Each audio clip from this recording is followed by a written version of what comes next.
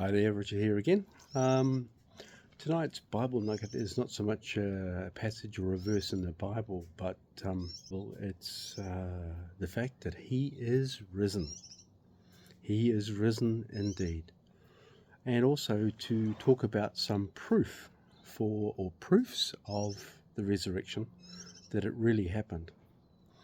So let's start first of all with the different appearances after Jesus arose. He appeared to people at least in 10 different occasions that's described in the Bible, and also at one stage to about 500 people altogether, as it describes in the book of Acts.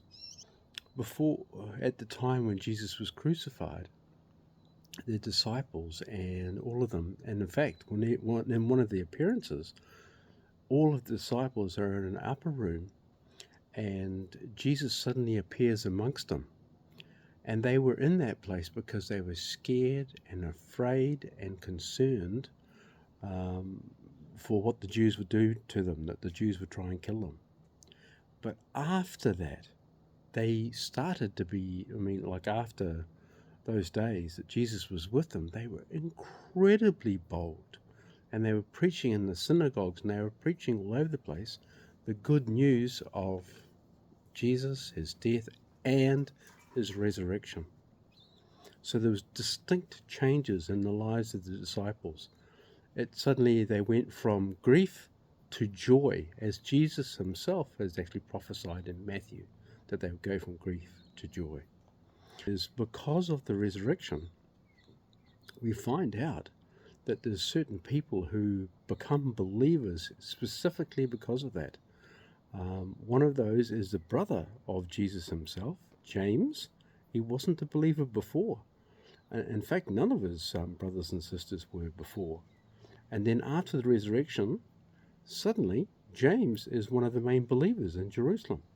And it says, I'm not quite sure where, I think it's Acts, it says that Jesus appeared to James.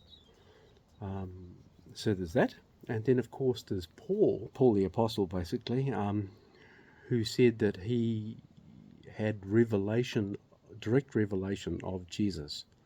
So you might say, well, look, it was just a shining light in Damascus. Yes, Paul might have seen Jesus, but that's not really kind of like any amazing revelation. I mean, probably is, but really? But what we forget is in Galatians, Paul details a time just after he is converted, he goes into Arabia for 3 years. In that time in Arabia, he says that he gets these incredible revelations where he's caught up to the third heaven and is told mysteries and has understandings that it's not permitted for him to speak about. That's pretty amazing. That's mind-blowing. And in fact, his revelation was so great that to stop his pride, he was given a thorn in the flesh. So, yeah. So, conversions of non-believers is another one, which is James and Paul in particular. The very fact that the church starts to preach, almost, after Christ's ascension, they boldly go out and they start to preach and proclaiming.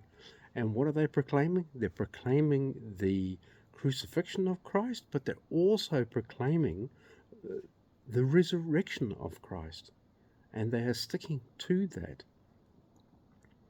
And then, of course, another proof is the fact that there was an empty tomb. That in itself is quite fascinating. Okay, if you say, well, yes, okay, they came and they took the body away. Okay, where's the body? Produce the body. At any time, at any stage, because there was pretty massive persecution pretty quickly after the resurrection and after Jesus had ascended, there was pretty massive persecution. Obviously, Paul was part of it. And people were being put to death. If any of them had hidden the body away in a secret place, if you're going to avoid death, you're probably going to produce the body. Because number one, you don't have any belief anyway. I mean, you're not going to believe a lie and say that Jesus is risen from the dead when you have have the body in your grandma's back shed. I mean, come on. You're going to go grab the body from your grandma's back shed, bring it into the Romans and the Jews and go, hey, no harm, no foul. Leave me, please. You were so right. It's just a big hoax. None of them ever did that. Obviously, they couldn't, because Jesus' body had been ascended into heaven to sit at the right hand of God. So it was not possible. And of course, the Romans or the Jews, they couldn't produce the body either. I mean, that's the other option of where the body went. But that didn't go there either. Now, a very interesting thing that comes from kind of like the culture at the time to know, which is the Roman soldiers never, ever slept on duty on pain of death.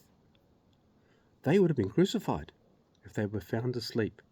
So the story that they fell asleep and the disciples stole the body out, etc., was just absurd. But not only that, if the apostles had stolen the body, they all would have died. They all would have been sentenced because they broke the seal that the Romans had put on the tomb. And if you broke that, they would have been guilty of that crime of breaking that Roman seal on the tomb, and they themselves should have been prosecuted, and crucified for breaking the seal, if that's actually what happened. But of course it hadn't been what happened. So, yeah, is that Jesus told them to preach the gospel immediately in Jerusalem, where all of this had taken place, where so many of the eyewitnesses of Jesus being risen had happened. So guess what? If they start preaching the crucifixion and the resurrection of Jesus, and they're preaching the gospel, it's very, very easy for anybody who's in Jerusalem at that time to talk to eyewitnesses of those events, to talk to people who were there and actually check it out. I'm sure some of the skeptics did. And they go, wow, this is really true.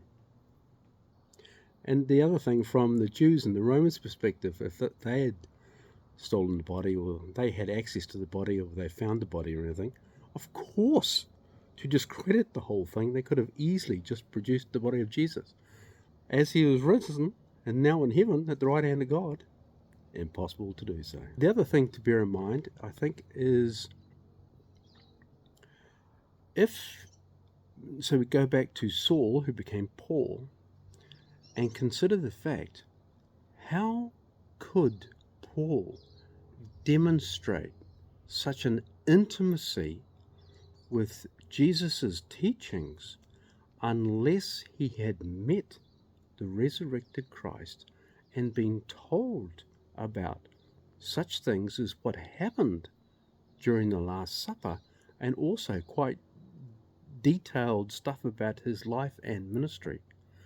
Paul, suddenly, after these 3 years in Arabia, has details, and he's suddenly the authority on the gospel. He would have had to have met him to have known those things.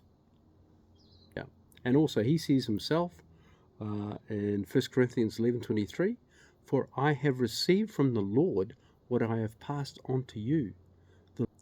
And then he says, the Lord Jesus, on the night he was betrayed, took bread. Paul wasn't even present. He wasn't there. How would he know that unless Jesus himself had told him? One final thing I would say is, if you discount all of the Gospels, if you discount everything in the Bible, there are at least 10 verifiable sources outside of the Bible, outside of Christianity, that would back up the facts of the resurrection.